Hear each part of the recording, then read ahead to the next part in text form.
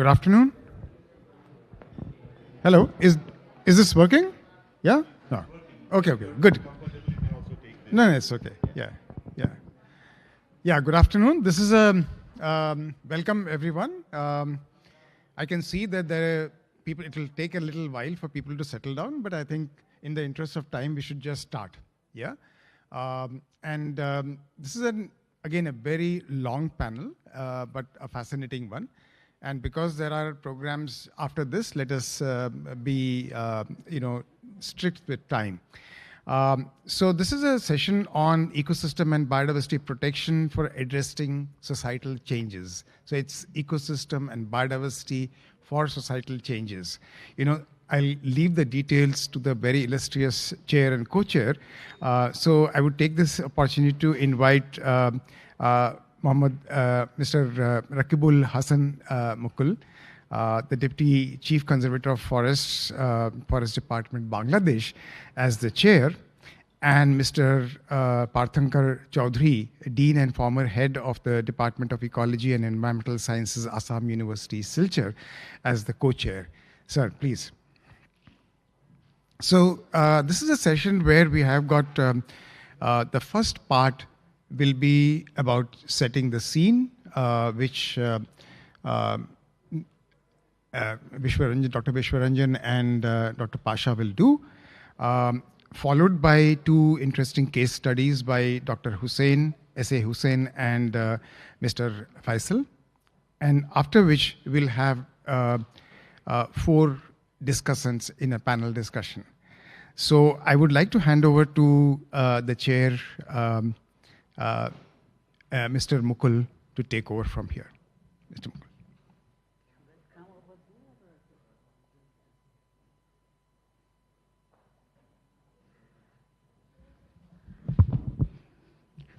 Respected co-chair, Mr. Parthankar Chaudhary, and our colleagues, good afternoon. So this is a thematic plenary. The subject is ecosystem and biodiversity protection for addressing societal challenge. So in fact, we have 2 challenges. One is in the theme, and other is to maintain the time.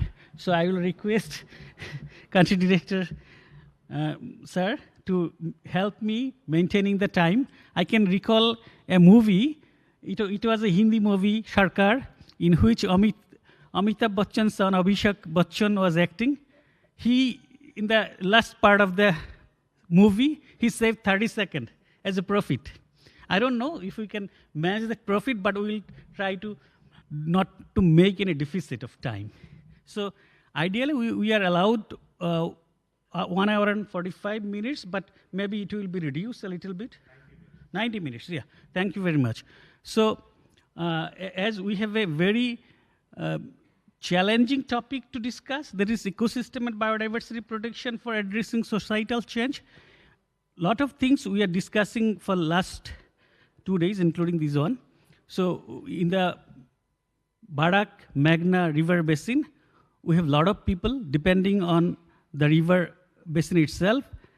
And we are placing the ecosystem and biodiversity today in this discussion that when we talk about water or river, it supports life, and it also supports livelihood.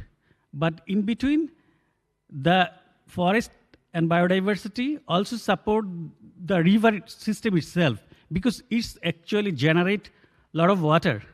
So protecting forest and biodiversity is very key to protect the river basin itself. So in this context, in this thematic panel, we will be hearing a lot about how we can meet societal challenges. What are the challenges?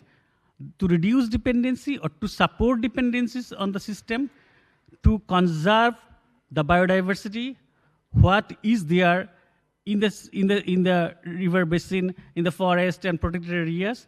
It will be discussed in today's session. So we will be hearing also what government, intergovernmental organizations, UN bodies, academia, and civil society is doing to meet all these challenges. So in today's session, there will be 2 thematic presentation on nature-based solution to discuss about the IUCN global standards, and also we will have another round of presentation to know about the biodiversity resources in the Barak-Meghna basin and also some Howrah areas of Bangladesh. And later, we will invite 4 panelists to discuss about all these things in detail and what they are doing for their institutions, for their government. And we will also invite, among them, one will be the legal advisor to the government of India. He is supporting the legal systems in India. So we'll hear about all these things.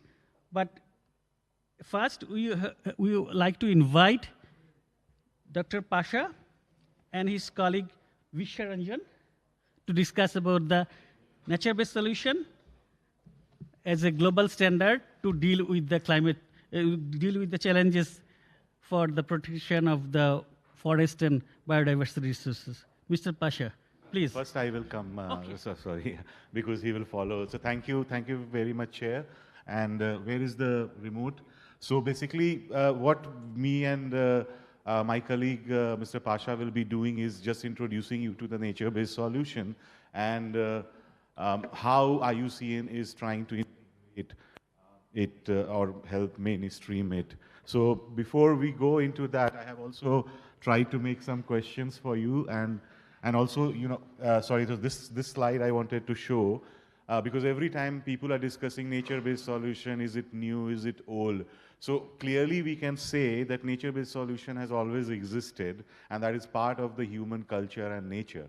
But the problem that is happening now is that the scale at that we need to apply, we really need some kind of a framework, monitoring strategy, and financing. So at local level, we see examples of how communities are conserving, you know, pools of fish breeding sites, and it is contributing directly to their food security. So in a way, conservation contributing to the food security. So if you look at the evolution, like the first time nature-based solution was used in the UNFCCC paper by IUCN, and then it has, so starting from the concept of ecosystem-based management, ecosystem-based DRR, we have come now to the nature-based solution. And everyone has to understand it is not a new thing, but it is a new jargon to which rings bell to more stakeholders. More stakeholders can connect with nature-based solution rather than system-based, you know, solution, ecosystem-based thing. So it's about expanding the scope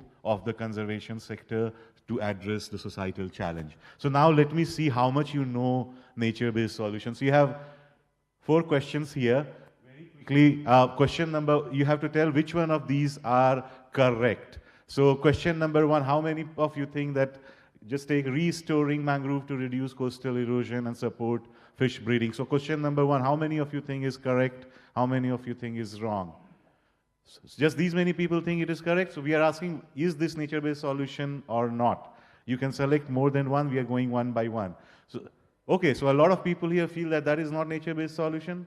Restoring mangroves to reduce coastal erosion and support fish breeding. Yes. So why are you not raising your hand? Because you are. Okay. There are other. Yeah. So, but first, okay. So second, let's go to the second one. Converting a degraded forest into a monoculture timber plantation for carbon credits is no. Are you sure? Sector people will not be very. They will say that no, this is also nature-based solution. What do you think? Is there any private sector person here? Oh, I think all the private sector is out. So no problem. So number 3, rehabilitating the wetland to buffer floods and improve groundwater recharge. Yes. Okay, good. Building concrete shake dams in forest streams to stop sediment flow. Oh my God, I don't need to do anything, Dr. Yes, people know already about nature-based solution. So you are right, A and C is correct, and the rest of the options are wrong. So, okay, let's do one more, and then, I think it is interesting. Which of the following statement correctly reflects how nature-based solution will deal with the trade-offs? Number 1, how many of you feel this is wrong or right? NBS should be designed to identify and minimize trade-offs between social, economic, and ecological outcomes. True? Truce or true? True. Okay. But people are not feeling. Only true. Only one side true. Others, I need the raised hand. It is a bit of exercise also now after the, yeah, okay. So you think that is true, we'll come to our answer. And second one, it's acceptable for an NBS to provide ecosystem benefits at the expense of displacing local community. No. But yeah, we are protecting ecosystems, so I know. Okay, I think I agree with you, it's no. Trade-offs don't need to be considered as long as climate goals are met. No? Okay, we will see that. NBS planning should include those voices, the voices of those who might be negatively impacted by the interventions. Okay, so I think my job is done now. You are correct, A and D is correct, and the rest one is not correct. I won't go into these questions, but there are further questions to really understand that what is required for the scalability of the nature-based solution. So now let's get into the definition of nature-based solution, which I am sure, I mean, based on the answer that you made, you already know about it. So first time 2016 WCC, a first formal definition of nature-based solution was adapted. And this is how IUCN is contributing to the mainstreaming of nature-based solution, defining what it means, developing criteria, standards. So there is nature-based solution global standard. We have also green list, OECMs, which Khalid Bhai will be talking about. All these contribute to the nature-based solution project design, because now we are talking about a scale, and we also want to ensure that it is not used as a strategy for greenwashing, right? And the third thing is also that if someone needs to invest in nature-based solution, they need a reference point, how we monitor, how it is designed. So that's where I think the global standard for nature-based solution comes in, and other tools like green list of species, etc. So here is a definition, 3 parts, that it is about restoring. So the entry point is always in nature-based solution is about restoring or managing a modified or natural ecosystem. That is the first part. To address a societal challenge. Societal challenge could be of different types, which also leads to the biodiversity gain. So if these 3 things are not met, it is not nature-based solution. So entry point is restoring and managing a natural or modified ecosystem. You see here a lot of different definitions or different terms that actually comes under nature-based solution. Not going into it, but everyone can Google. You can find the IUCN global standard, and here are the 8 criteria supported by indicators and very well, explained how you can use it. But it starts with addressing the societal challenge faced by the community. If you go into the indicators, you will find it talks about trade-offs. It talks about the need for the nature-based solution to be economically viable. Okay, so how we are doing it? So, I will give you one example, and then I will invite Mr. Khalid Pasha to continue on the green list. So here, oh, sorry. I don't know why. So I had also put the logo of Buet and Assam University and Youth for Meghna here, because that's how we are working. So how we are working is that we have started a long-term process of capacity building and working with the local stakeholder through expert groups to develop a strategy. And our focus or the scale that we are working is the district. So 2 districts in India, Kachar and Sribhumi district, and Sunamganj. And here you see, so we started like 2024 March, first capacity building exercise, identification of how ecosystem services are changing. Then we came to the next, so that was stock taking and planning, and now we have a stakeholder consultations through expert consultation, and Buet in Bangladesh and Assam University in India are supporting or kind of anchoring the whole strategy development, I would say. And through this, we will do the climate and risk vulnerability, ecosystem biodiversity mapping and assessment, and then it will lead to some kind of a strategy. And when we think about a strategy, I think the strategy here is how you manage your landscape or how you manage the land uses to maximize a type of ecosystem services. So I think in nutshell, I can also say that nature-based solution is about land use management for enhancing a certain type of ecosystem services which society needs. So if you are interested in food security, you will look at how fisheries or agriculture production or ecosystem services required for that can be enhanced. If you are looking for flood services, flood resilience, then you will look at wetlands and how maybe you need to create some more wetlands to buffer against the ecosystem. So we hope that by the next March to June, we should have a draft strategy, and our youth for Meghna is working with like our Assam University and BUET. Last expert consultation they led on presenting the policy analysis and how things link to each other. So this is it. I know it was very rapid fire, but I think I'm just trying to set the stage. And now over to you, Khalid Bhai. So this is the green list and OECM strategy. So talking more about what is happening in the Mekong region, how Khalid Bhai is working on it. And this is your remote. Can we get the second presentation on, please? Thank you so much.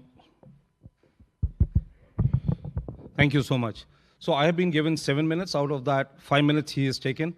So another 7 minutes. So that's how I will begin. So thank you so much. And gathering here, I'm not a water expert, first of all, and no freshwater ecosystem expert. I largely work on protected areas and heritage areas. And working on that, talking today about NBS, which the words of equity, governance, restoration, and looking at integrity and transparency, and talking about all these words, they very much resonate to what is there in a work which I am leading in Asia now for IUCN, and which is called the Target 3. Target 3 under the Kunming-Montreal Global Biodiversity Framework in 2022, when it was ratified as the whole 23 targets, is perhaps one of the most ambitious set target on the planet for any conservation biodiversity goal which has been discussed, I think so, at least in my memory. It talks about conserving 30% of the land, inland water or fresh water, and marine and seascapes together. Important to understand very quickly that this is not a country-based target. This is some global target, but countries are encouraged as much as possible to really achieve, given their ecosystems and the geographies, whatever ecosystems they have, and as much as they can conserve. This is a one-in-a-lifetime opportunity for us as a conservationist to harp on this. Talking on that, you will see some of the words already mentioned, which I just mentioned. I'm not going to repeat a long definition, but as you go down the definition, the most important thing is it is a very inclusive target which talks about giving and recognizing the rights of the indigenous communities and people, and the governance, having a very inclusive governance. That is very important for conservation, because often when we work within protected areas or outside protected areas, we often try not to differentiate between stakeholders and right holders. And there's a huge differentiation we have to make if we have to work in both the sites, whether we are talking about outside protected areas or inside protected areas. Right holders play a very important and a key role, and especially when we talk about Target 3, they are the center point or the fulcrum of the Target 3. Because outside protected areas, where you have the maximum opportunity for the contribution of the Target 3, is the spaces which are owned by communities and indigenous people. More than 30% of the land across the planet belongs to IPLCs, or in some form or the other managed or co-managed by them. So that is important. And the other important part in the Target 3 is, one side is the protected areas, the other side talks about other effective area-based conservation measures, which is OECMs. Now, what are OECMs? OECMs are those areas which are outside protected areas and can be designated for long-term in situ biodiversity conservation.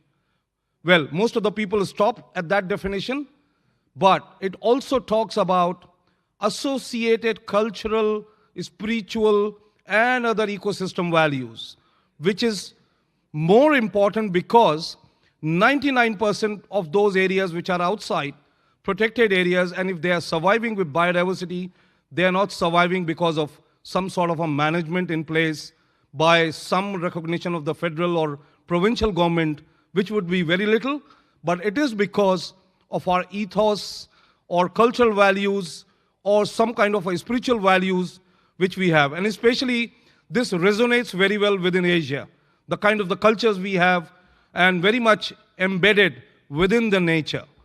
So that's the target which we look at.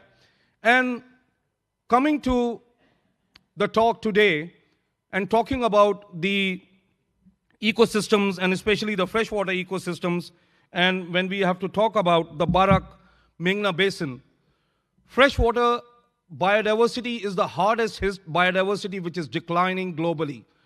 Since the time, I can reveal my age, since the time I was born till today, we have lost almost, you can see here, almost 85% of the biodiversity. So looking at the other ecosystems, freshwater ecosystems are very, very critically endangered ecosystems. And within the freshwater ecosystem, so is the flora and fauna which is associated with it.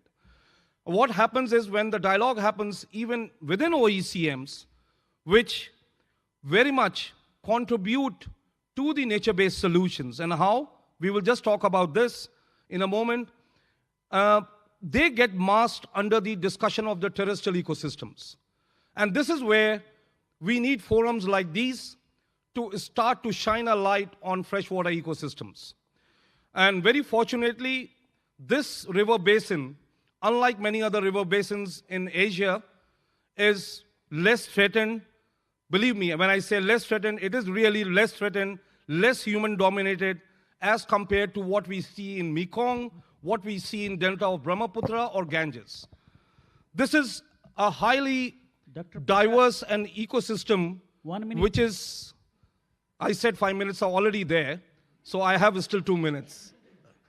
So talking about those, this is also at the intersection of East Asian Australasian Flyway and the Central Asian Flyway. It has the fisheries, which is one of the highest livelihood and the food resources. With working on OECMs, we are talking about ecosystem integrity and biodiversity, conservation, climate change mitigation, adaptation, food and water security, disaster risk reduction, social equity and cultural resilience. And the amount of the harvest and the sustainability, if it is managed, we are harvesting on an average close to 500,000 of metric ton of fresh water fish, which is a livelihood. How this can be turned into an incentive? Well, these are some of the areas, and you will get the presentation, which are potentially contributing to the 30 by 30 and looking at OECMs. Also looking at, I've already talked about some of the risk which is involved, looking at the corridors, and when we talk about freshwater ecosystem, let's also remember when the dialogue shifts from the terrestrial and it shifts into the freshwater, immediately it becomes three-dimensional. Because in the terrestrial ecosystem, you're talking about two-dimensional spaces. So that is something which often we miss out when we are having a dialogue on the freshwater ecosystem, that we have to look at it in a three-dimensional space. And this is where, again, we are talking about some of those policies and recommendations. So looking at the pathways, what OECMs create, and just to finish very quickly, they also help us to achieve some of the global goals. As I mentioned, the global goal on 30 by 30, looking at restoration, which was said, the entry point was restoration. So with the identifying OECMs as one of the pathways for potential restoration of ecosystem services, you are contributing to the target 2 of the Kunming-Montreal Biodiversity Framework, along with spatial planning, which is target 1 and target 4. And then within the SDG, you are looking at the goal 1, goal 13, 14, and 6, which is talking about the poverty, food, land, life on land, life on water, and the climate mitigation. So one of the, and this is my last slide, one of the important thing in this is IUCN has got a set of standards which is very much in line with what NBS delivers. And any area, and it applies to any area-based conservation effort. And what we have done is we partnered with Mekong River Commission, and we tried to demonstrate that the green list is one of the first globally sustainable area-based conservation standard, which is established not by IUCN as a secretariat, but IUCN as a union like we are sitting today here. So when I say union, it's a part of the commission, the policy makers, academia, youth, everybody involved in the conservation. And this started almost 10 years back. Today there are more than 900 sites which are at various stages on the green list, 90 plus sites globally recognized, and Asia holds half of the portfolio, which is 35 plus sites are existing in Asia, which are already green listed. And many of them are the freshwater conservation sites. Looking at Wanlong Nature Reserve, which is one of the first freshwater ecosystem to be recognized in Asia here in Vietnam. So looking at those and the production landscape, when we talk about aquaculture and rice cultivation and all of those things, the OECMs also, the green list is applicable to that. What we did here in the Mekong basin is we selected sites, one site each, and using the green list standard was used to basically develop a management plan for each of the site. So the standards basically provide you to testify your NBS standards if they are contributing to a site or not. So looking at the effectivity and efficacy of the functionality ecological, that how living are these sites, the green list standards have been designed and they have been used to operationalize those management planning work. Lastly, I will leave you with this. These are the standards which are with 4 components, 15 criteria, and 50 indicators. They are inclusive, and you can see that the governance is one of the first component, and this is not by coincidence, because green list is a very inclusive process. And that is why deliberately governance has been put as one of the first standard. And we call it as green list as globally consistent and locally relevant, because you can always align the indicators with your legal legislations within the country. So the standards remain consistent and the indicators are aligned. Thank you. I'll end here. Thank you. Thank you, Dr. Khaled Pasha and Vishnu, for wonderful presentation describing the NBS global standard and also relating it with the global goals and biodiversity goals. So now we will be hearing 2 consecutive presentations. One to know about the status of biodiversity in the Barak-Meghna River basin. First presentation will be delivered by Dr. Syed Ainul Hussain, Project Manager and former scientist, Wildlife Institute, India, Dehradun. So he will be presenting about Barak-Meghna biodiversity resources, particularly in India. Thank you.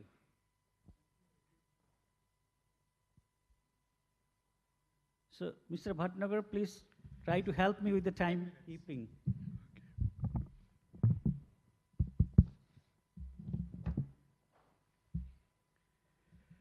Good afternoon.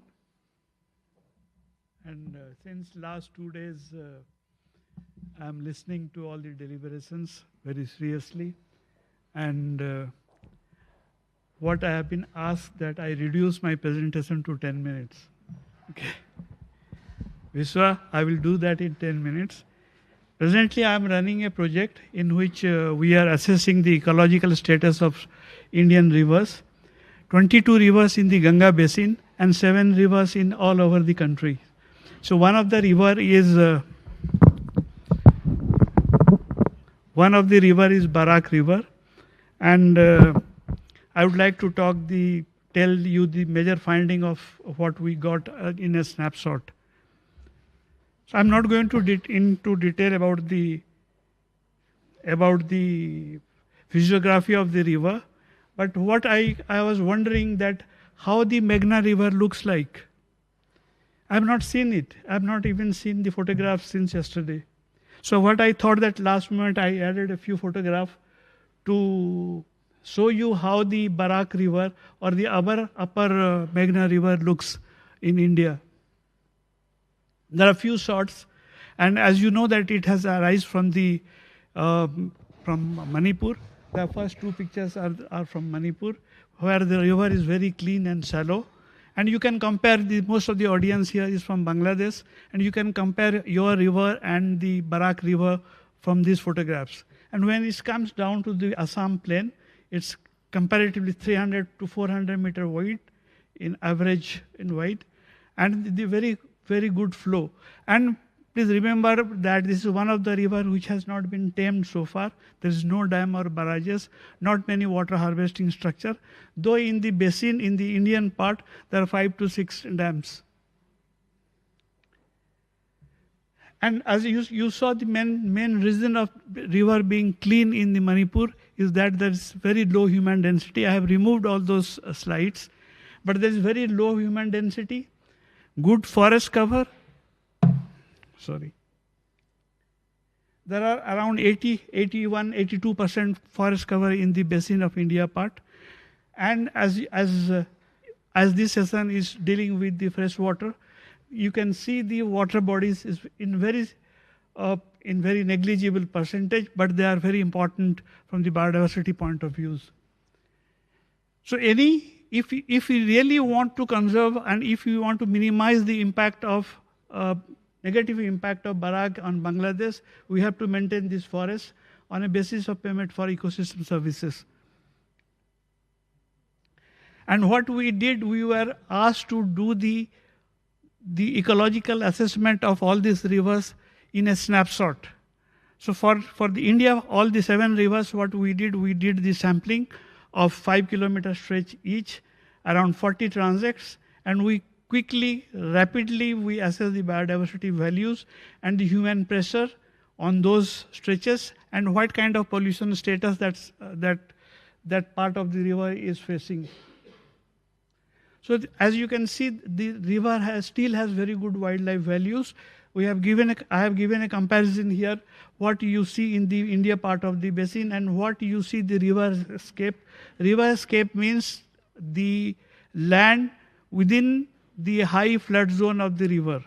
So sometimes it is very high, but average is 1 kilometer, 500 meter to 1 kilometer of both the rivers. We have not gone into the basin level data. Yesterday I was listening that many people complained that fish catch has gone down. As you can see, the maximum number of activities along the river is fishing. Everything is being sieved out, so much so that the Ganges River dolphin is now extinct from the Barak River, at least from the Karimganj and upper stretches between us in Assam, in Silchar and Karimganj district. Sand mining, of course, is the biggest problem. I have shown this in a small scale, but then all the minings are mechanized.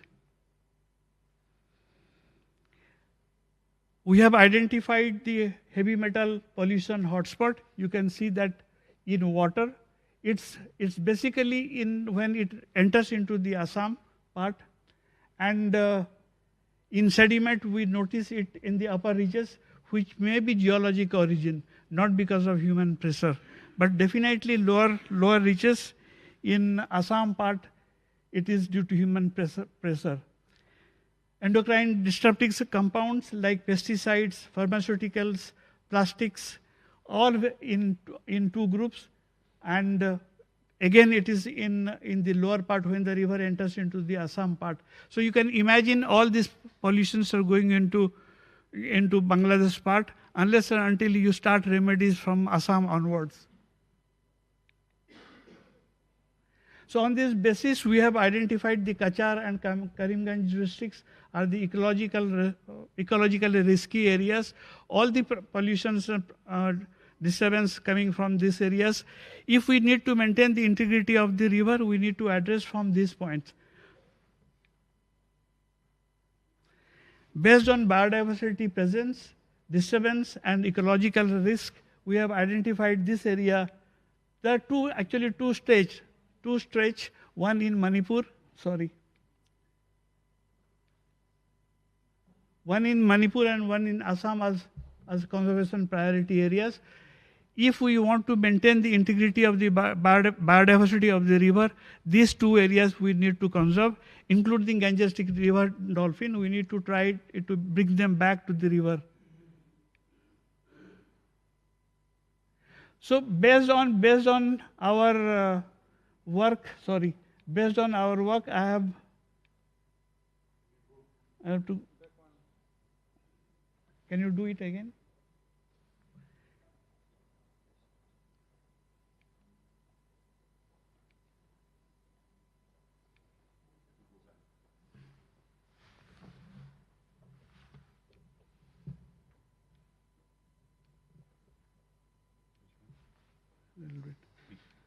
A little bit back.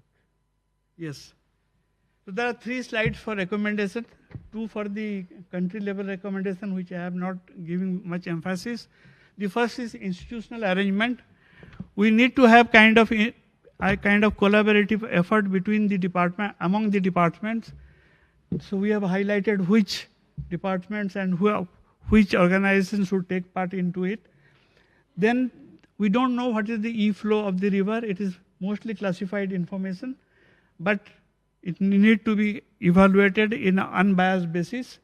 So that we have suggested that Ministry of Water Resources, Central Water Commission, Brahmaputra Barak River Board need to find out the e-flow and conserve the water flow. Maintain the integrity of the river. Add biodiversity conservation in the agenda of Indo-Bangladesh Joint Management Committee meeting. I don't know whether we are regularly meeting and discussing these issues, but what I realize, maybe there are lots of gaps. The IUCN need to start dialogue or initiate dialogue between these two governments. They can mediate between Bangladesh and India, and unless until we talk, if there is Tipaimukh, for example, dam comes up, then there will be severe problem in the lower stream.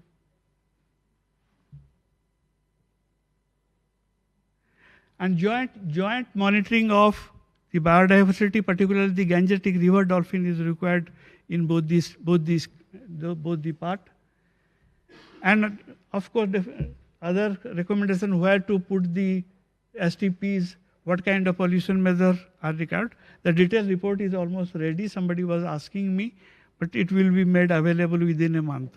Thank you very much. Thank you, Dr. Hussain, to wonderfully deliver your presentation. I think you managed the time very wonderfully. Thank you very much for that.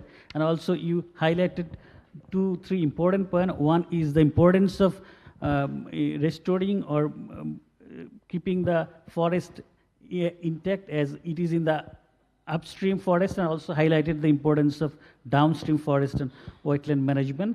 And also keeping in your presentation, you highlighted the importance of institutional coordination between within the country and between the countries. That's very important for this Meghna Knowledge Forum, and also very much relating to the works of the IUCN. So right now, we will be inviting Mr. Arif Faisal, Program Specialist of UNDP, Country Office Bangladesh, to present a status report for Tangar Haur and Hakaloki Haur biodiversity. Thank you.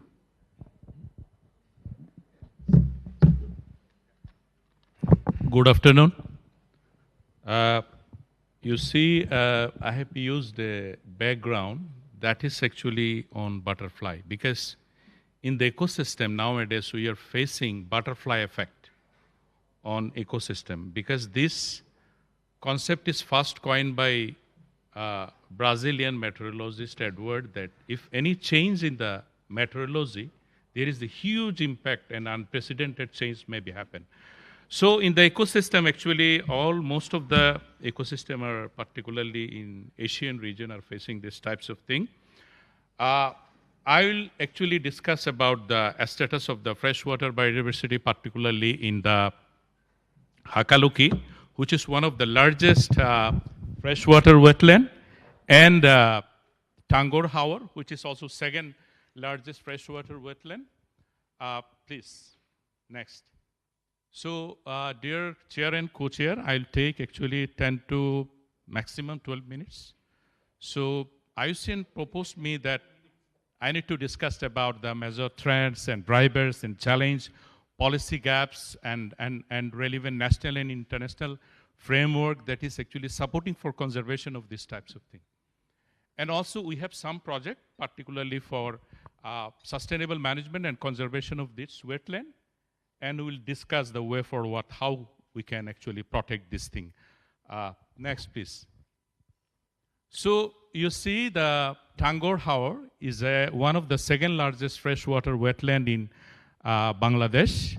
It's actually situated in the foothills of Meghalaya, and there is a huge water flow coming from Barak-Meghna River basin, and is a 9,727 hectares, and there is a very rich biodiversity, particularly if you see more than 200 plus species of plants, aquatic species, birds, fish, and it's a breeding grounds, particularly for migratory birds. And hydrology, particularly there is a 122 plus interconnecting bills that are actually ensuring the environmental flow regime, and 5 rivers.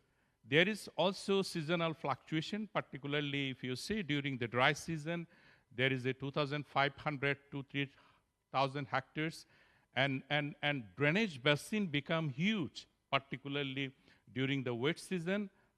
In the rainfall season, 650, but this is very erratic because since rainfall is becoming in this very erratic area, and that is why government actually declared this as an ecological critical area, because in Bangladesh we have declared 13 ecological critical area that is managed by the Department of Environment, but on the other side there is also other like protected area which is managed by the Forest Department. So, and there is a value of ecosystem which is 20.46 million. That is actually the underestimate of the ecosystem goods and services, because that was conducted, I think, 15 years back. Next, please. And facts of the Hakaluki Haor, that is also one of the biggest, largest freshwater ecosystem. We had series of projects with that, but still it is under anthropogenic pressure. If you see, the biodiversity 525 plant species there. Even if you see, many European countries do not have that much biodiversity of plants. And if you see the flora, 558 animal species, but you see 416 bird species. Is very rich habitat for avifauna, and the IUCN status is that 26 species is threatened, 2 vulnerable, 10 endangered, 14 critically endangered species. And fish diversity is tremendously declining currently, particularly 83% available in 2008, and now it is about 51%. So within 12 years, huge amount of fish species, particularly the freshwater species, have declined. And hydrology, it's connected with more than 238 bills. And the economic value is also, I think, underestimated, 48.80 million per annum. Next, please. So why this is significant? Particularly if you see Tangor and Hakaluki Haor is a very unique ecosystem. Whenever we go to any funding support from development partners or vertical fund like Global Environment Facility, they ask about what is the value of this ecosystem. They always consider actually the global environmental value. So that ecosystem actually provide global environmental value. And particularly for rich biodiversity, that is why government declared this as a Ramsar site, as an ecological critical area, and that is not only for Ramsar and the ecological critical area, but this is important flyway, particularly for East Asian, Australasian flyway. And Forest Department have already prepared an action plan for managing this thing. And we are also currently formulating a new project with Jeff, particularly for conserving these 6 sites, including Hakaluki and Tangor Haor. But this is also one of the important sites for freshwater swamp forest. Once upon a time, even there was a deer. But nowadays, you do not find any deer in this thing, only some scattered patch of forest. And more than 200,000 people still live on the resource they're harvesting, particularly from that hour. And there is huge opportunity for diversification of livelihood. Ecosystem value, I have already mentioned about this thing, is about 70 million per annum. And my main problem is currently facing most of the freshwater ecosystem is threatened by unplanned tourism. Particularly, private company is coming here, and now if you go to the Tangor House, there is more than 400 houseboat is plying, but that is very uncontrolled, and that's a so-called ecotourism, but destructing the whole freshwater ecosystem. Second, please. So key threat is in most of the freshwater haur and wetland is very common. Overharvesting of resources, freshwater flow is drying, that's impacting on ecological flow, and there is overexploitation, I mean unsustainable harvesting. There is also changes of hydrological regime because of not only the transboundary flow from Indian part, but also climate change is also impacting on this thing. But nowadays, plastic is becoming another hazard. Particularly most of the tourists, they are not much responsible, so I should say it's irresponsible tourism. And also there is a losses of biodiversity, particularly fish species, and the bird species is declining, and there is inadequate alternative income for freshwater system, because most of the people in that hour still depends upon, the agriculture or fisheries. But we could diversify the income, particularly engaging a private sector and making a public-private partnership model or revenue-generating model. If you see, most of the ecosystem, that's actually managed through very traditional grant type of support of system. And most of the ecosystem still is donor-funded. We never think about that. We can generate revenue from the private sector. We can diversify the financing for conservation. Currently, we are starting a project with global project, Biodiversity Finance. So this project will support to the country for preparation of biodiversity finance plan. How can we leverage more resource from engaging the private sector and other diverse source of actors? Next, please.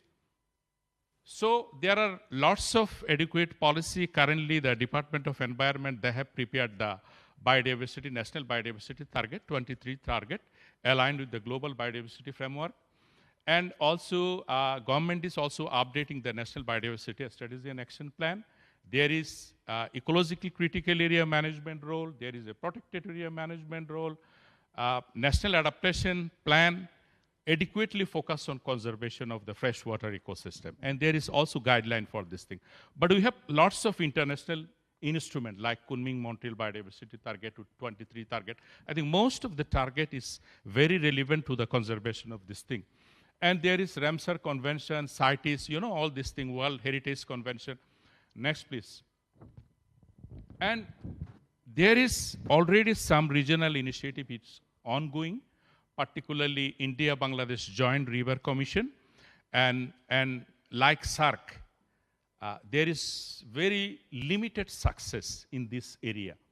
Particularly, in the Ganges Treaty, there is the Tista Treaty, but issue like sedimentation, flood forecasting, wetland degradation, ecosystem degradation is not properly reflected in Joint River Commission. And there is no proper and transparent way of sharing actually the water flow between two countries. There is also Meghna Basin Development Initiative, particularly facilitated by IUCN, Ramsar Regional Initiative for Hindu Kush Himalaya, particularly that's involved Bangladesh, India, Nepal, Bhutan, and Pakistan. There is also SARC Action Plan on Wetland and Biodiversity. That's actually offer a platform for regional cooperation among two countries, but is not much active now. And also South Asian Water Initiatives, that is actually a World Bank-led initiative within the Ganga-Brahmaputra Meghna Basin. particularly for conservation and sustainable use of coastal and wetland ecosystem. And South Asia Cooperative Environmental Program, SAKIP, that is actually also managed by the government. And there is a body, they mostly work on pollution issues, air pollution issue, environmental assessment issue, but there is not much fruitful, actionable discussion yet. And also there is UNESCO Transboundary River Basin Initiative that is also supports SARC continuous in integrated river basin management, because in most of the time in this country, actually basin-wide river management approach was never discussed among the head of the states, because all scientists, researchers, we have discussed about this thing for a long time, but why is not happening? I think diplomatic level, a strong political engagement and negotiation is very much required at this stage. Second, please. Second, so we have some project, community-based management of Tangor Haur, wetland in Bangladesh, is a 4.05 million. Government have also provided a co-financing of about $10 million. It's totally $13 million project. This project actually is supporting for sustainable use and conservation and management of Tangor Haur resources. There is some program that restoration of the bill, engage private sector, because in past, we have never engaged actually make any public-private partnership model, particularly for conservation, which is revenue generating. So this project will also support these types of initiative, restoration of biodiversity area, bill protected area, and also we have, in the process, we are currently designing a project particularly for protection of the East Asian Australasian flyway. We have identified the 6 sites.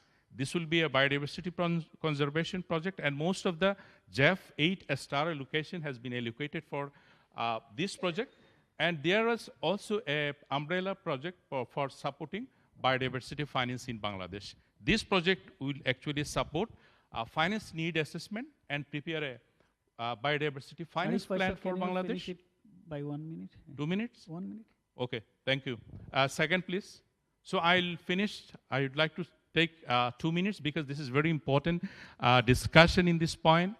Particularly, you know, most of the freshwater area and the wetland ecosystem, the main thing is there is no guardian.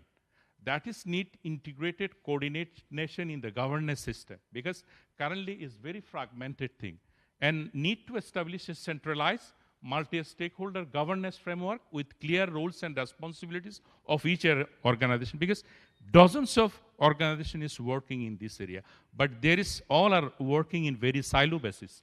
Second thing is that there is also weak enforcement and regulation, because Forest Department, Department of Environment, they are still following very obsolete types of enforcement mechanism. We can use artificial intelligence, GIS and remote sensing based enforcement mechanism using CCTV. These types of technology should come forward.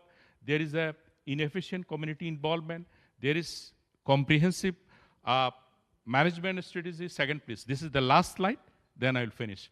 And there is absence of a scalable revenue generating model, which is one of the most important thing. I think in most of the conservation issue is still led by the grant fund, by the donors, but government should find a solution.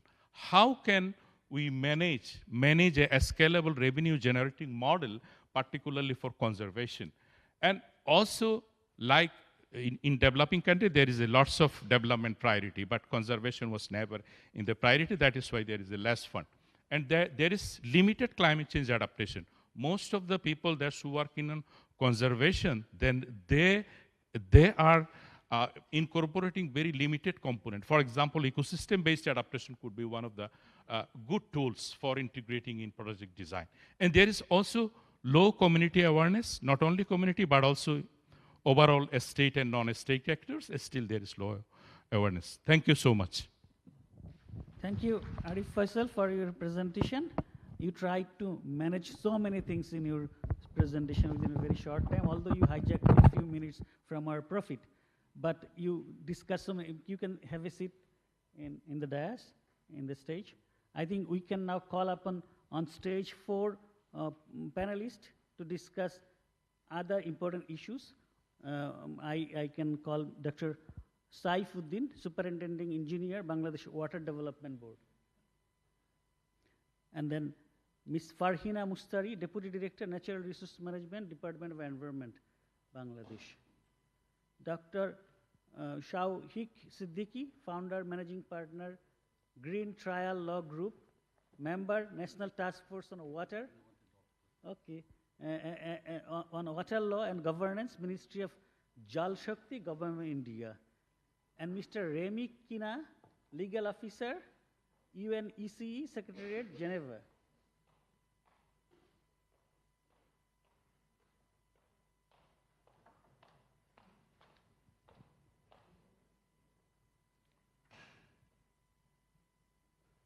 Okay, then we'll start possibly with Mr.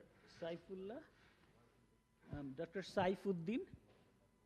We'll be discussing a few questions with you and also with other panelists. And after the discussion, we'll have 15 minutes, maybe 15 minutes for open discussion with our colleagues in the front. So I will have first question for you. You are working in the Bangladesh Water Development Board. What you are actually doing to incorporate the ecosystem services in your works? How you are supporting freshwater ecosystem?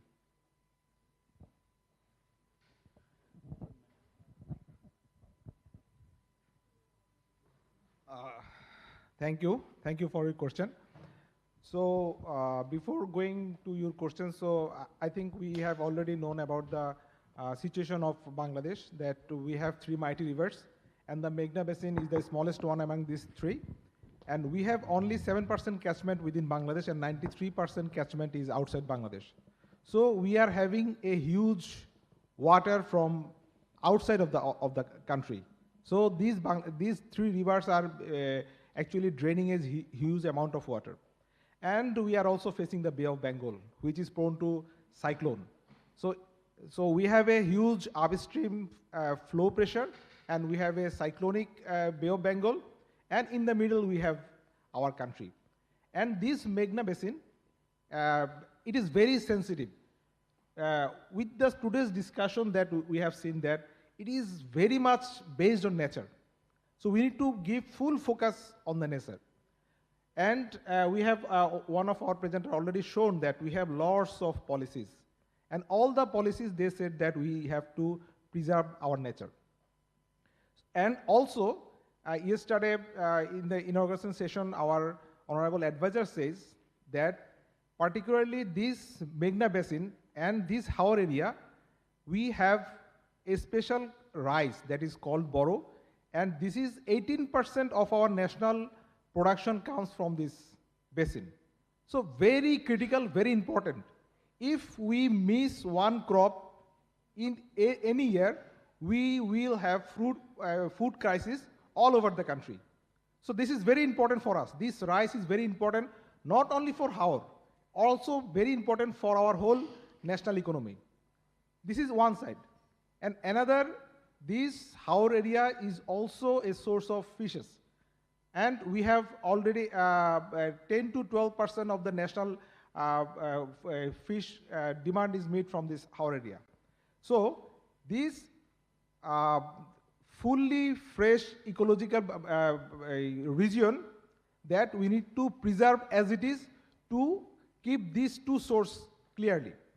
So BWDB, what they are doing, that they have different strategies for different regions. We have 6, we separated our whole country based on their hydrogeological condition in different regions, and we have different policies for different regions. Now I'm discussing about how we are managing these 2 crises, because we need to have the rice production and also we need to have the fish production. So for rice production, what we are doing that we have 3,000 kilometers of embankment. And this embankment is designed in such a way that this embankment is only for the pre-monsoon flood protection, not for the whole year flood protection. Because the people of this region, they don't need the flood protection round the year. But other part of our country, they need flood protection round the year. But they don't. So we have designed this embankment in such a way that the boro crop, which is very essential for this region, this flood, we will tackle this flood until the April 15. After that, when they complete their harvest, some people, they cut the embankment by themselves because they need water for fishing that time. So this is the way that we are managing our embankment and our the food and fish both this way. And also, now the thing is that we have the crisis of flash flood. What is it? It is that we, in our previous presentation, one of our presenters said that in the India portion, in the Assam, they have 82%, I think 82 or 81% vegetation in that region. And this region, we have the highest amount of rainfall around the year. And in the morning session, we have seen that the climate extreme are increasing.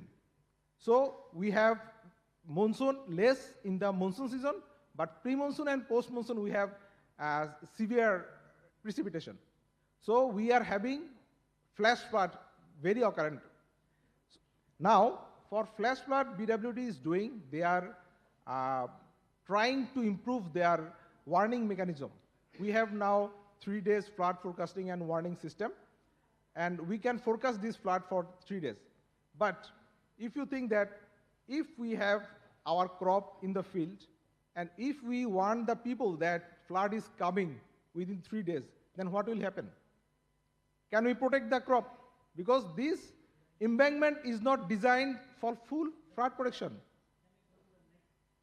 Okay, so this is the way that we are, BWDB is managing this biodiversity, this ecology for this Haur area. Thank you.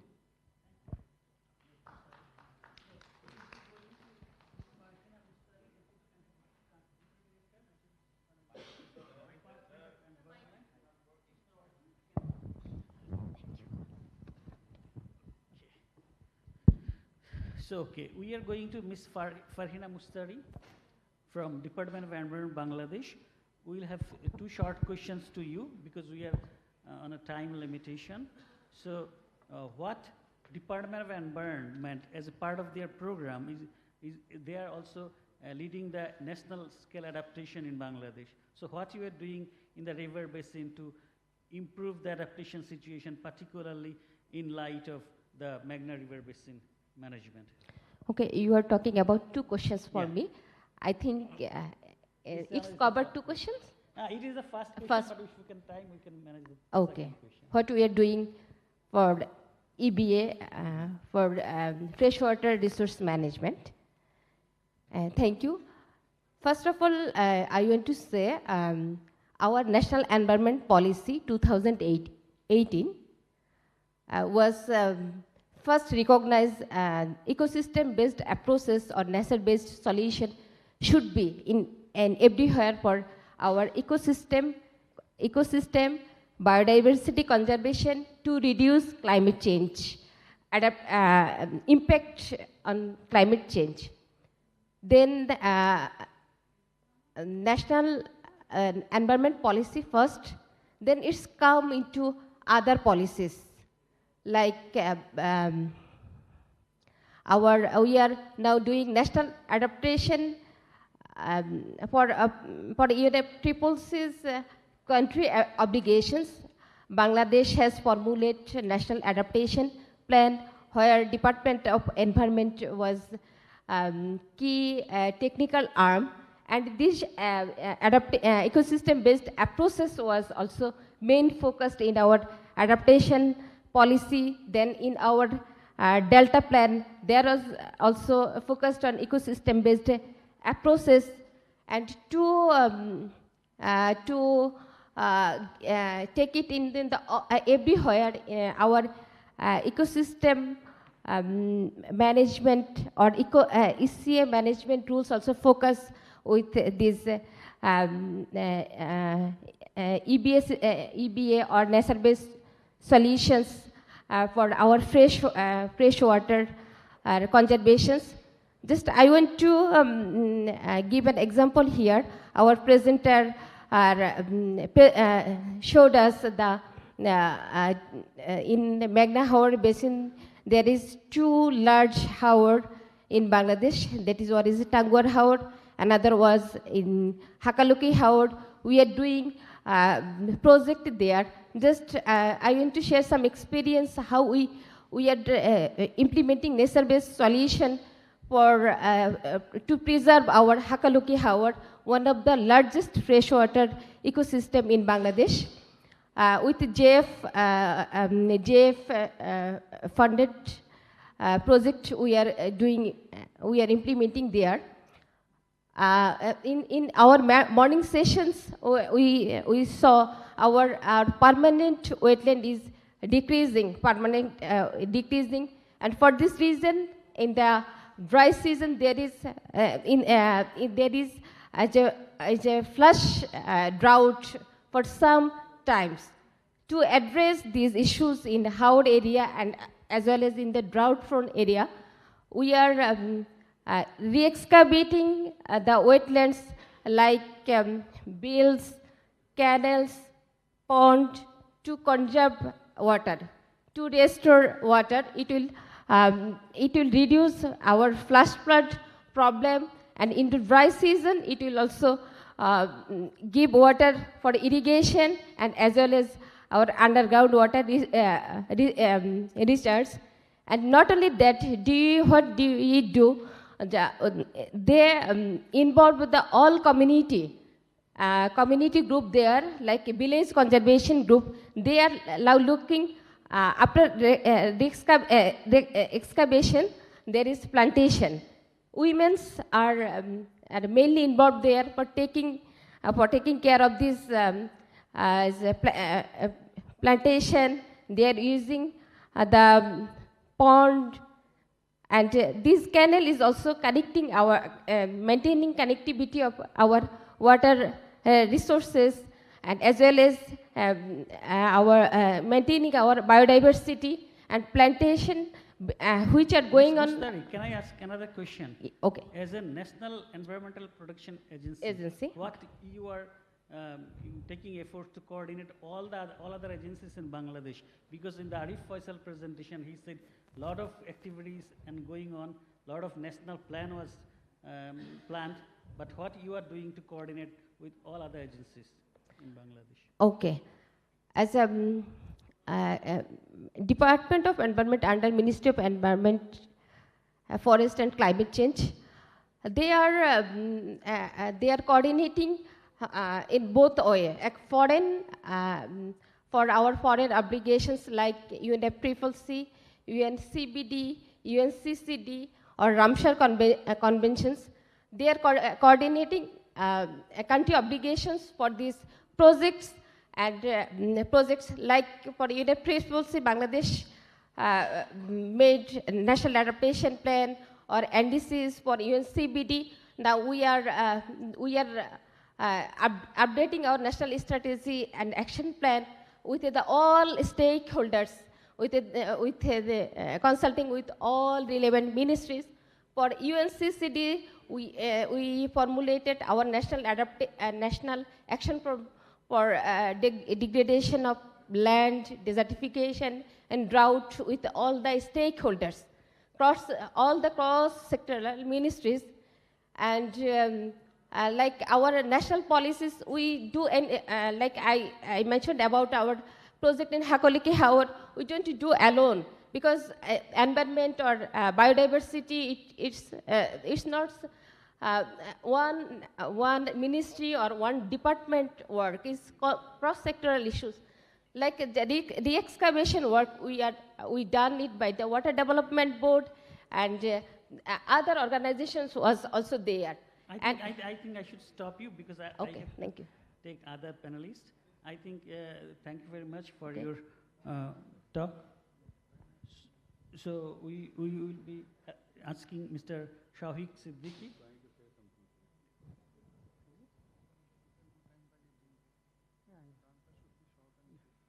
I think the rest of the panelists will request you to be as brief as you can, because we are in a very time-limited situation, because we have another round of session here. So I will be going to Mr. Shahik Siddiqui. So we have 2 questions. I will be asking all together. You will answer it as you can. So the first question is how the Indian national framework is kind of placed to incorporate the nature-based solution in river basin management. And again, the second question is how the ecosystem-based approaches in local water governance in Barak-Meghna River basin can be done with the reforms of the people, institutions, and their support. Okay, I'll try to be brief. As a trained lawyer, will speak less outside the court. So let me unpack this for you in a minute.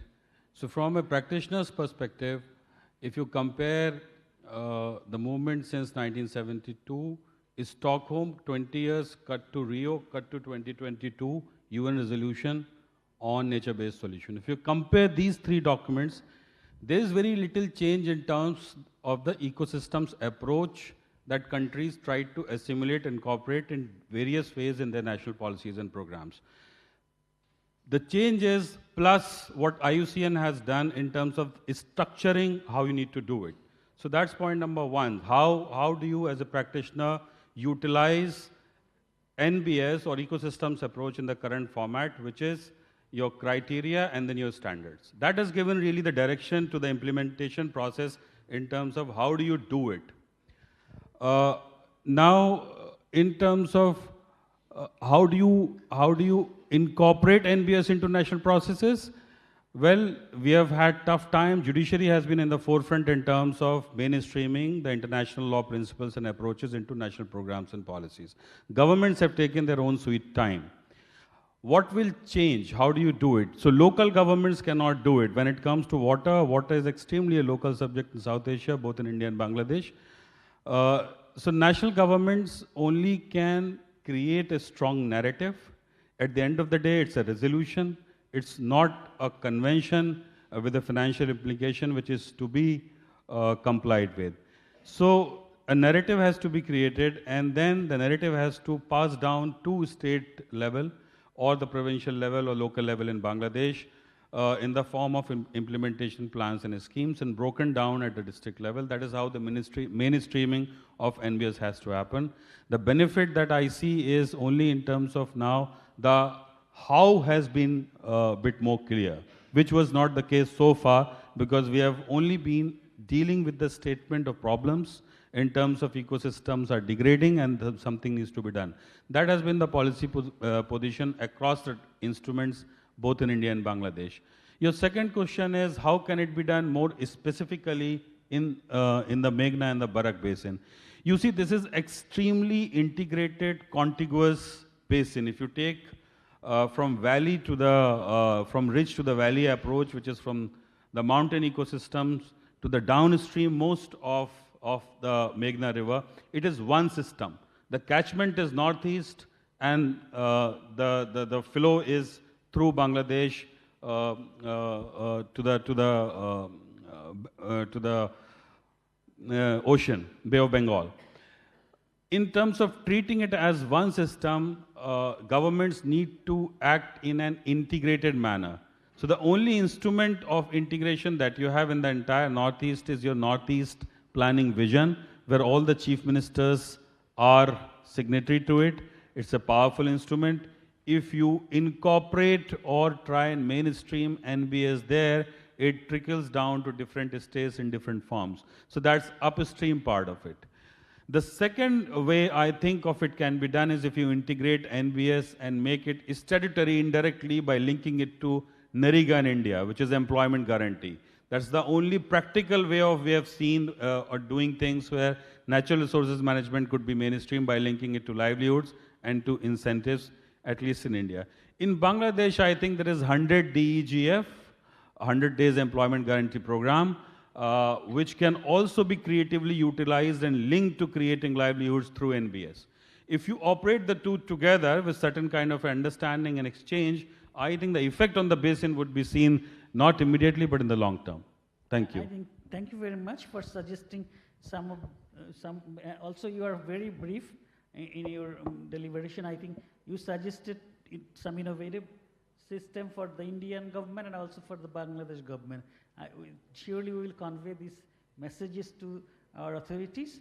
And again, we will be having Mr. Barak-Meghna, the legal officer, UN ECE. I have two questions for him too. He has a lot of experience in water courses conventions. So my question to him is, how do the 1992 UN ECA and 1997 UN Water Courses Convention promotes and complements ecosystem protection in shared river basin like Meghna? This is my first question. I will be prompting the second one after you finish it. Yeah. Thank you very much for the question, and I'll be brief, and thank you to IUCN for the invitation to participate. I think for those who aren't familiar with the conventions, it's good to just give a very one-minute summary of the convention. So there are two global conventions on international rivers, lakes and aquifers in operation at the global level. There's the 1997 Convention on the Law of the Non-Navigational Uses of International Watercourses, which was adopted in 1997. It entered into force in 2014. It currently has 40 parties, and it is a legal agreement on paper. It does not have an institutional arrangement for its implementation. The other convention is the 1992 Convention on the Protection and Use of Transboundary Watercourses in International Lakes.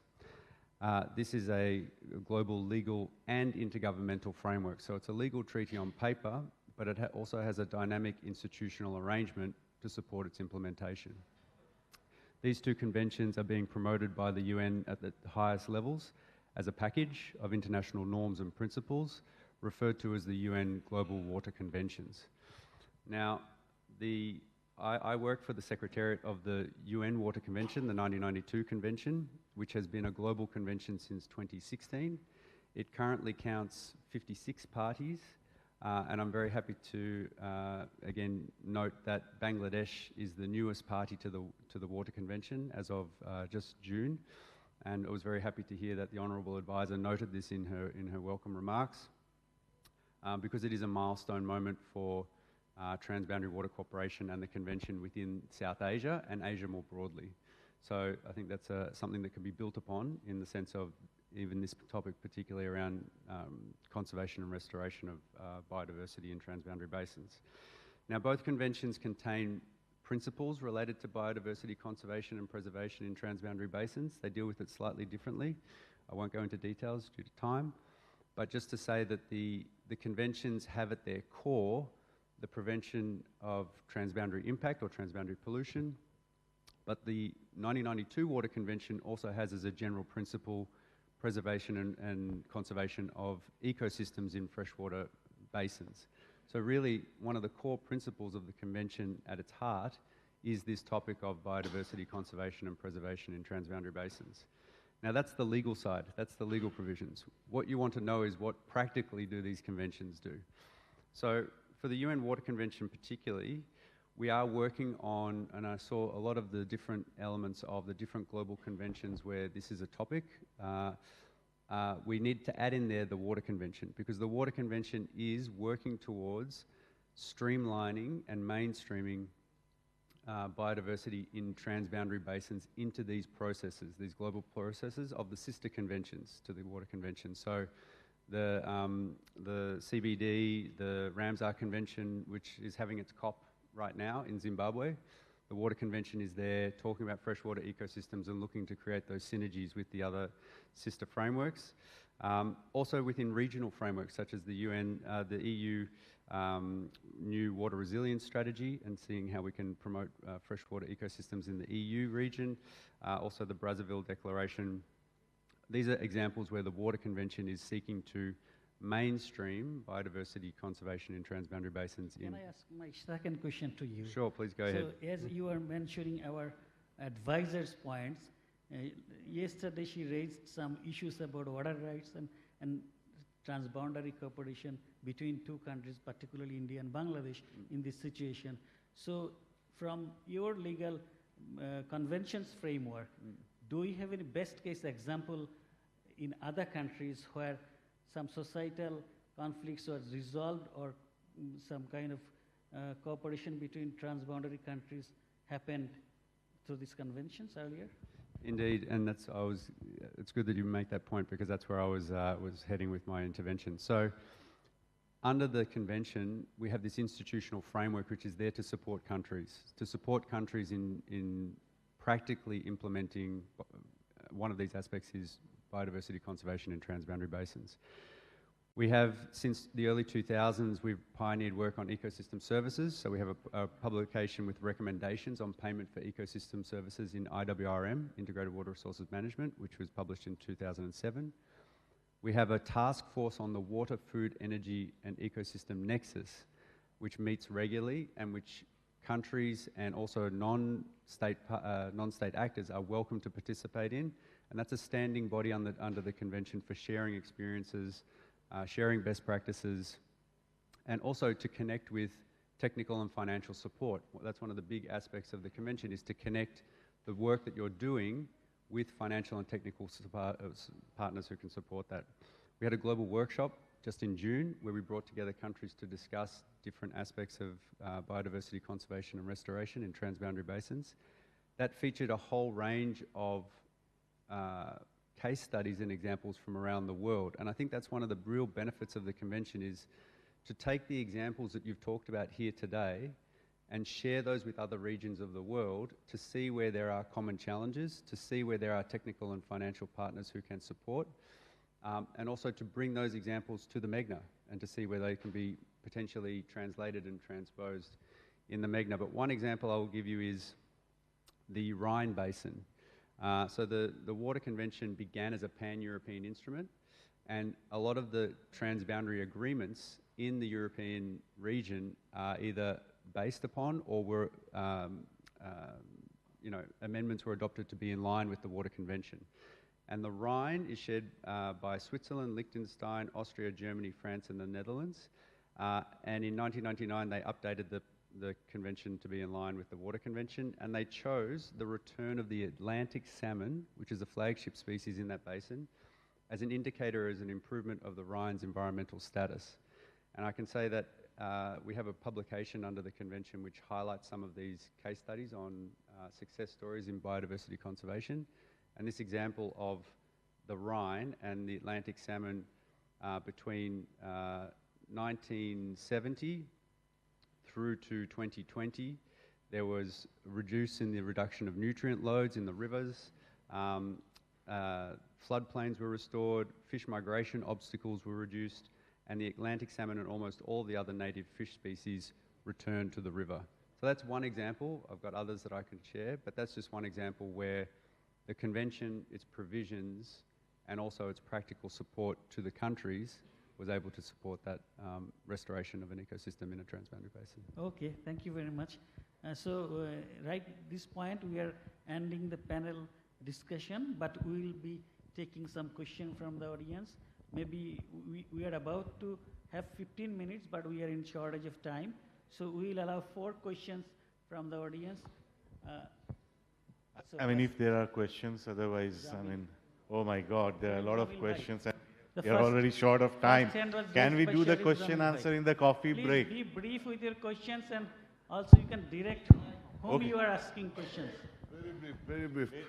Can you please tell something about the groundwater aquifer in terms of the 1992 and 1997 convention? Is there anything about groundwater? Yeah, so maybe let me take one more question and then we can go back. There was a question. His hand, okay. Sir, I have a question for Faisal sir. Yeah. So question that at the last of your presentation, because I also have done research on wetland ecosystem services. So the policy gaps and the recommendation that you have showed were quite similar with other wetlands in India as well. I wanted to ask you, whereas we are aware of the policy gaps and we are aware of the recommendation, what do we think, why this problem still persists? Because I think I can hear or read these kind of problems and this same recommendation everywhere. But what do you think, where is the gap in actually making them into materializing the recommendations. Okay. Okay. Yeah. Take the answer from Remy. I think, yeah. Great, thank you for the question. So the conventions deal with groundwater. They deal with them slightly differently. The 1997 convention deals with them as a part of a common hydrological cycle going into a common terminus. But the 1992 Water Convention deals with aquifers, both connected groundwater and also fossil aquifers that aren't connected to any surface water. Under the convention, we have a program of work area on conjunctive management of transboundary basins, so looking at the cycle between surface and groundwater. So we have a program of work area that deals specifically with groundwater and also in relation to ecosystem preservation. We have a sub-program area on ecosystem preservation in transboundary basins as well, so both on biodiversity preservation and conservation and another sub-area on conjunctive management. Thank you. Thank you. Going to thank you. First of all, number one problem is actually the silo approach. Because Ministry of Environment, Forest and Climate Change in most of the country, they work on coordination mechanism. Their main function is coordination mechanism. And government allocate most of the budget particularly for the development priority. For example, infrastructure, food security, agriculture, water resource management, these types of things. But there is very little allocation, particularly for the Ministry of Environment, manage all the ecosystem and everything. Second thing is actually government know about there is coordination problem is not only in Asia problem, it's global problem. Coordination, miscoordination, non-coordination is a problem everywhere. So because when government allocate budget, government do not have an integrated approach for allocation of money. Government allocate money based on requirements of various ministries and line agencies. So whenever, for example, local government engineering department or public work department or local government engineering department who work for construction, they do not have concern about ecosystem and everything because most of the engineers, they work there. So I think coordination and integration is the major problem. Government know about this thing because if only there is one way to resolve this problem is that if there is central budget allocated for overall conservation in every ministry instead of silo. For example, BWDB, LGD, government can allocate money to those ministry and and conservation should be implemented in an integrated manner. Not that the forest department will the main custodian for conservation or Department of Environment is custodian for implementation of the project. So thank you, Arif. I think conservation should be actually the mainstreaming in the whole development system. That is the answer. Thank you, Arif. We can take another 2 questions. Sir, I think it's already very late. Can we yes, I think we should have key messages and questions. People can still interact in the tea area. In the coffee break. No, I think we can go to Mr. Parthankar Chaudhuri to summarize the event.